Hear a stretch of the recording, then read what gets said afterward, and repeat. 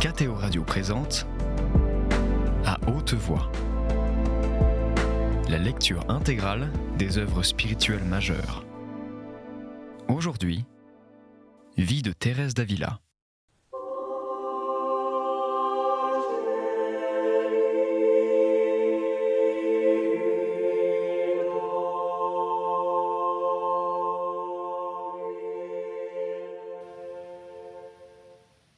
Chapitre 22. Elle déclare combien c'est un chemin sûr pour les contemplatifs de ne point élever leur esprit à des choses sublimes si le Seigneur lui-même ne l'élève. Elle montre comment l'humanité du Christ doit être la voile de la plus haute contemplation. Elle rapporte une illusion où elle a été quelque temps. Ce chapitre est très utile. Je voudrais, si vous l'approuvez, mon Père, parler d'une chose qui me paraît importante. Elle servira d'avis et pourra vous être nécessaire. Voici ce qu'on lit dans certains traités d'oraison. L'âme ne peut pas arriver par elle-même à cet état, qui est une œuvre entièrement surnaturelle, que Dieu produit en elle, mais après avoir passé beaucoup d'années par la voie purgative et réalisé des progrès dans l'illuminative, elle pourra céder en détournant sa pensée de toutes les choses créées et en l'élevant humblement vers Dieu. Je ne sais pas bien ce que l'on entend par voie illuminative. Je pense qu'on veut désigner la voie de ceux qui s'avancent dans la perfection. Ces auteurs recommandent instamment d'éloigner de soi toute image corporelle et de s'élever à la contemplation de la divinité. Car, disent-ils, les images de cette sorte, serait-ce même celles de l'humanité de notre Seigneur, sont, pour ceux qui arrivent à un état si élevé, un embarras et un obstacle à une plus haute contemplation. Ils allèguent, à l'appui de leurs sentiments, la parole que le Sauveur adressa à ses apôtres, en leur annonçant, au moment de remonter au ciel, la venue du Saint-Esprit. À mon avis, si les apôtres avaient cru alors aussi fermement qu'après la venue du Saint-Esprit, que le Christ était à la fois Dieu et homme, la présence de la sainte humanité n'eût pas été pour eux un obstacle. Aussi, le Sauveur n'a point adressé cette parole à sa mère, bien qu'elle lui portât plus d'amour que tous. D'après ces auteurs, la contemplation est une œuvre entièrement spirituelle, que toute image corporelle peut troubler ou empêcher.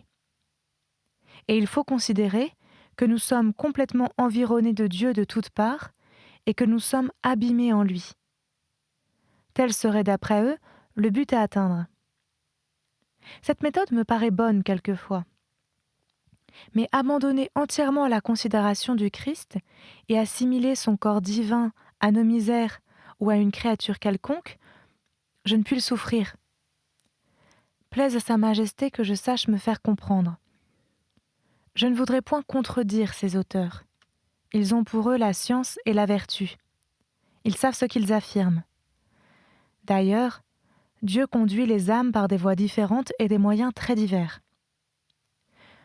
Je veux seulement parler de la voie par laquelle il a conduit la mienne, sans me mêler du reste, et montrer le danger où je me suis trouvée pour avoir voulu me conformer à ce que je lisais.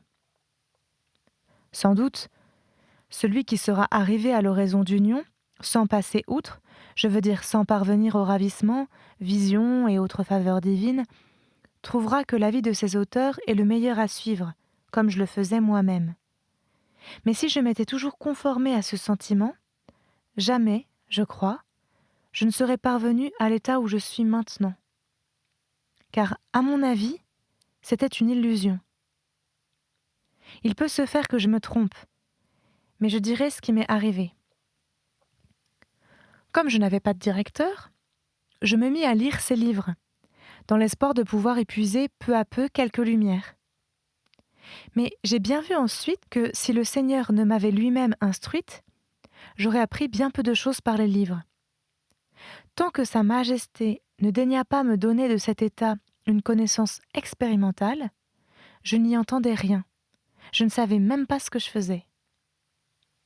Dès que je commençais à avoir un peu de raison surnaturelle, je veux dire de raison de quiétude, je m'appliquais à éloigner de ma pensée toute chose corporelle. mais je n'osais aspirer plus haut, car j'y aurais vu de la témérité, à cause de ma vie toujours si imparfaite. Je sentais pourtant, ce me semble, la présence de Dieu, et il en était vraiment de la sorte. Aussi, je m'appliquais à me tenir recueillie près de lui. C'est là une oraison pleine de suavité, quand Dieu y prête son concours.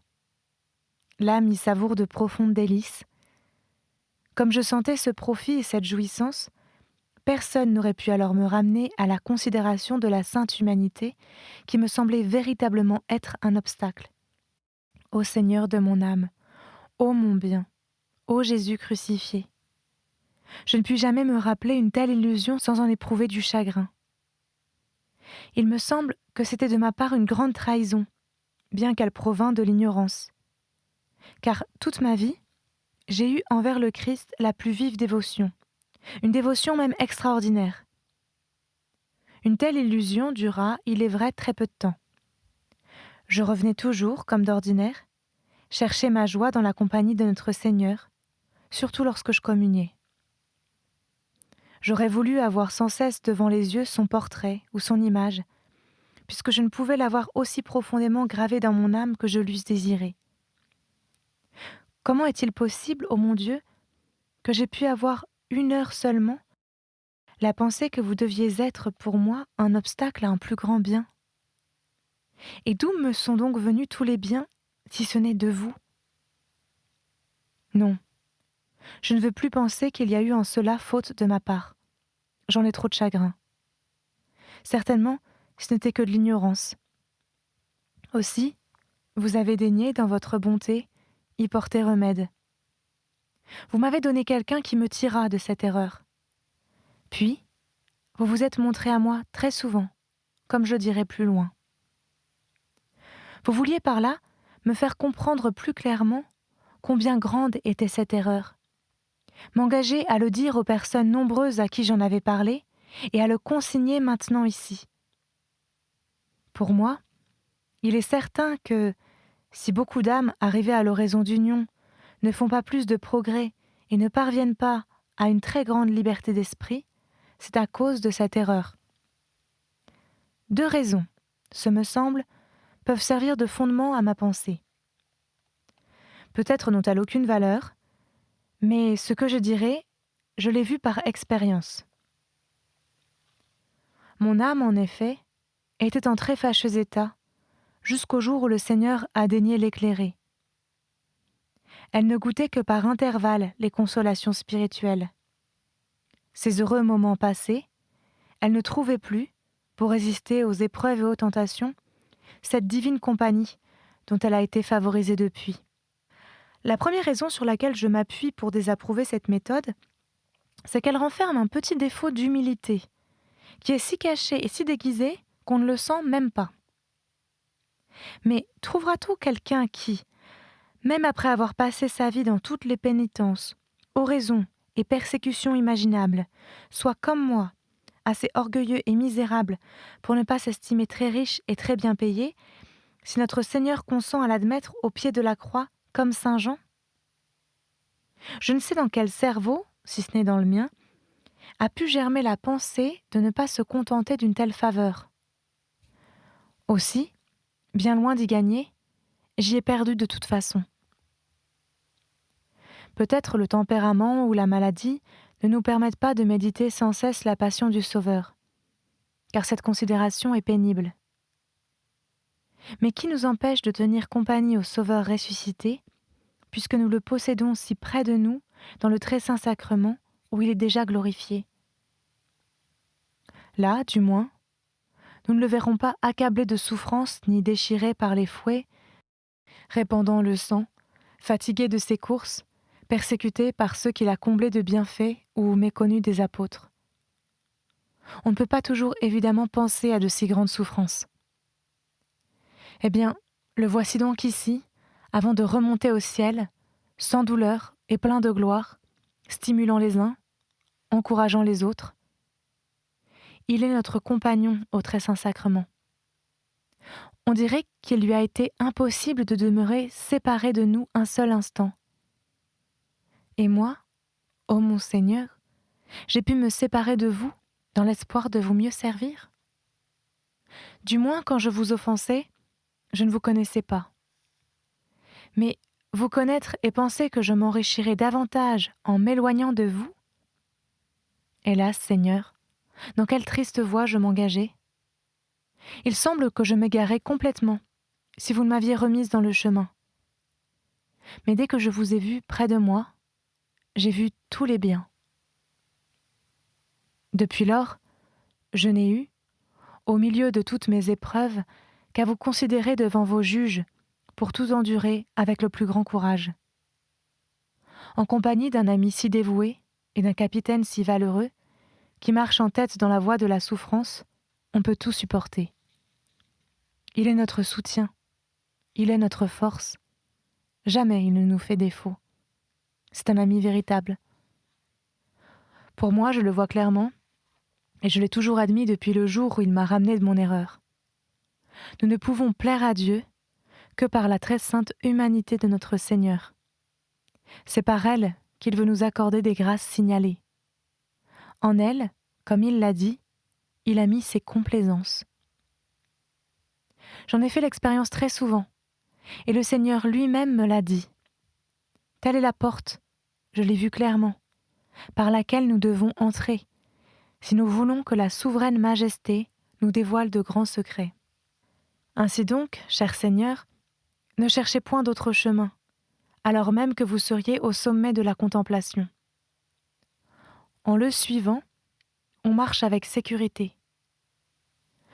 Ce Maître qui est nôtre est pour nous la source de tous les biens. C'est lui qui vous enseignera. Considérez sa vie. Elle est le plus parfait des modèles. Que pouvons-nous désirer de plus que d'avoir près de nous un ami si dévoué, qui ne nous délaissera pas à l'heure de l'épreuve et de la tribulation, comme le font ceux du monde? Heureux celui qui l'aime véritablement et le garde toujours près de soi. Considérons le glorieux saint Paul.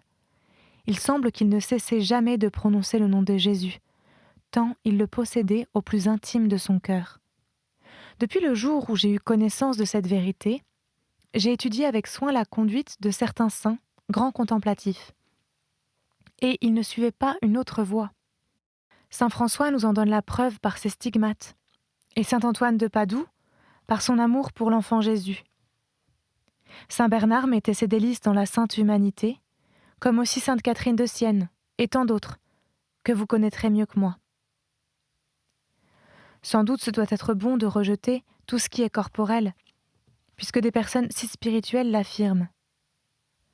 Mais dans ce cas, il faut, ce me semble, que l'âme soit très avancée. Car jusqu'alors, elle doit évidemment chercher le Créateur par les créatures. Tout cela, d'ailleurs, dépend de la grâce que le Seigneur accorde à chaque âme. Et c'est là une question dont je ne veux pas me mêler. Ce que je voudrais faire comprendre, c'est que la très sainte humanité du Christ ne doit pas être au nombre des objets à écarter. Que l'on comprenne bien ce point. Je voudrais l'expliquer clairement. Lorsque Dieu veut suspendre toutes les puissances de l'âme, comme nous l'avons vu en traitant des différents modes d'oraison, il est clair que, quand même nous ne le voudrions pas, la présence de la sainte humanité nous est enlevée. Qu'elle nous soit ravie alors, c'est fort bien. Heureuse une telle perte qui nous fait mieux jouir de ce que nous semblons perdre. L'âme alors s'emploie tout entière à aimer celui que l'entendement s'est appliqué à connaître. Elle aime ce qu'il n'a pas compris, et elle jouit de ce dont elle ne pourrait jouir aussi parfaitement, si ce n'est en se perdant elle-même, afin, je le répète, de se retrouver plus enrichie. Mais que, de nous-mêmes, nous mettions notre habileté, nos soins et toutes nos forces à éviter d'avoir toujours présente la sainte humanité, et plût à Dieu que nous l'eussions toujours présente. Cela, je le répète, ne me paraît pas bien. Une âme qui suit cette voie marche en l'air, comme on dit. Elle est privée d'appui, quelque remplie de Dieu qu'elle se croit. Une pratique importante pour nous, faibles mortels, c'est en effet de nous représenter notre Seigneur comme homme, tant que nous sommes sur la terre. Or, le second inconvénient dont je vais parler a pour but de nous en détourner. Le premier, comme j'ai commencé à le dire, consiste dans un petit défaut d'humilité. L'âme veut s'élever avant que le Seigneur ne l'élève. Elle ne se contente pas de méditer sur un sujet aussi excellent que la sainte humanité du Sauveur. Elle veut être Marie quand elle n'a pas encore travaillé avec Marthe. Si le Seigneur veut qu'elle soit Marie, serait-ce même dès le premier jour, elle n'a rien à craindre. Mais sachons nous modérer, comme je crois l'avoir déjà dit. Ce petit défaut d'humilité ne paraît rien, et cependant, il cause le plus grand préjudice à l'âme qui veut avancer dans la contemplation. Je reviens au second inconvénient. Nous ne sommes pas des anges. Nous avons un corps. C'est donc une folie de vouloir faire l'ange quand on est sur la terre, surtout quand on y est aussi enfoncé que je l'étais. D'une manière habituelle, notre pensée a besoin d'un appui. Parfois, sans doute, l'âme sort d'elle-même, bien qu'elle se trouve souvent si remplie de Dieu qu'elle n'a besoin d'aucun objet créé pour se recueillir. Mais cet état n'est pas habituel. Aussi, quand arrivent les affaires, les persécutions, les épreuves, quand on ne peut goûter les douceurs d'une quiétude si parfaite ou qu'on est dans les sécheresses, c'est un très bon ami que le Christ. Nous le considérons homme comme nous.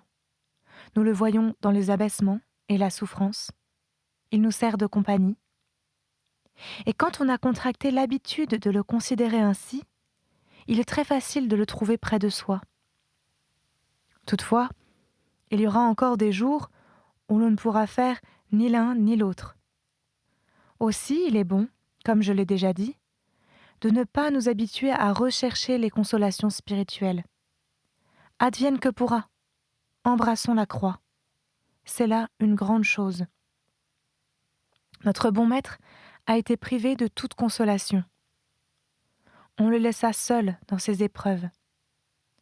Nous, du moins, ne l'abandonnons pas. La main qu'il nous tendra nous aidera mieux à monter plus haut que ne le pourrait notre propre diligence. Il s'absentera au moment qu'il jugera convenable, et lorsque le Seigneur voudra, comme je l'ai dit, tirer l'âme hors d'elle-même. Dieu se complaît beaucoup à voir une âme prendre humblement son divin Fils pour médiateur et lui porter tant d'amour que, même s'il veut l'élever à une très haute contemplation, elle s'en reconnaisse indigne, comme nous l'avons vu, et dise avec saint Pierre « Retirez-vous de moi, Seigneur, car je suis un homme pécheur. » Voilà ce que j'ai éprouvé. C'est par cette voie que Dieu a conduit mon âme. D'autres suivront, comme je l'ai dit, un sentier plus court. Pour moi, j'ai compris que tout cet édifice de l'oraison repose sur l'humilité, et que plus une âme s'abaisse dans l'oraison, plus Dieu l'élève. Je ne me souviens pas d'avoir reçu une seule de ces grâces signalées dont je vais parler par la suite, si ce n'est quand j'étais anéantie à la vue de mon extrême misère. Sa Majesté m'aidait à me connaître, et s'appliquait même à me faire comprendre certaines choses que je n'aurais jamais pu imaginer. Pour moi, j'en suis persuadée, quand une âme fait quelque chose pour s'aider dans cette oraison d'union, alors même qu'elle paraîtrait au début réaliser quelques progrès, elle ne tarde pas à tomber très promptement comme un édifice qui n'a point de fondement. Je crains même qu'elle n'arrive jamais à la véritable pauvreté d'esprit. Une telle disposition consiste à ne point rechercher de consolation et de douceur dans l'oraison, parce que l'on a déjà renoncé à celle de la terre, mais à trouver son bonheur dans la souffrance, par amour pour celui dont la vie tout entière fut une croix continuelle, et à garder le calme de la paix soit dans l'épreuve, soit dans la sécheresse. Bien que la nature en souffre, on ne tombe pas dans cette inquiétude et cette désolation qui envahissent certaines personnes. Quand leur entendement n'est pas toujours occupé et que la dévotion sensible vient à leur manquer, elles s'imaginent que tout est perdu, comme si leurs efforts pouvaient mériter un tel trésor. Je ne dis pas qu'il faille négliger ses moyens et ne pas veiller avec soin à se tenir sous le regard de Dieu. Mais alors même que nous ne pourrions avoir une seule bonne pensée, n'allons pas nous désespérer, comme je l'ai déjà dit. Nous ne sommes que des serviteurs inutiles. Que pensons-nous pouvoir ? Or le Seigneur veut que nous comprenions bien cette vérité et que nous fassions comme ces petits ânons qui puisent de l'eau avec la noria dont nous avons parlé. Ils ont les yeux bandés et sans savoir ce qu'ils font, ils tirent plus d'eau que le jardinier avec tous ses efforts. Nous devons marcher en toute liberté dans ce chemin de l'oraison et nous remettre entre les mains de Dieu. Si Sa Majesté veut nous élever au rang des princes de sa cour et de ses plus intimes favoris, allons-y simplement. Sinon, servons-la dans les offices les plus humbles et comme je l'ai dit quelquefois, n'allons pas de nous-mêmes nous asseoir à la meilleure place. Dieu a plus de sollicitude pour nous que nous-mêmes, et il sait à quoi chacun de nous est propre.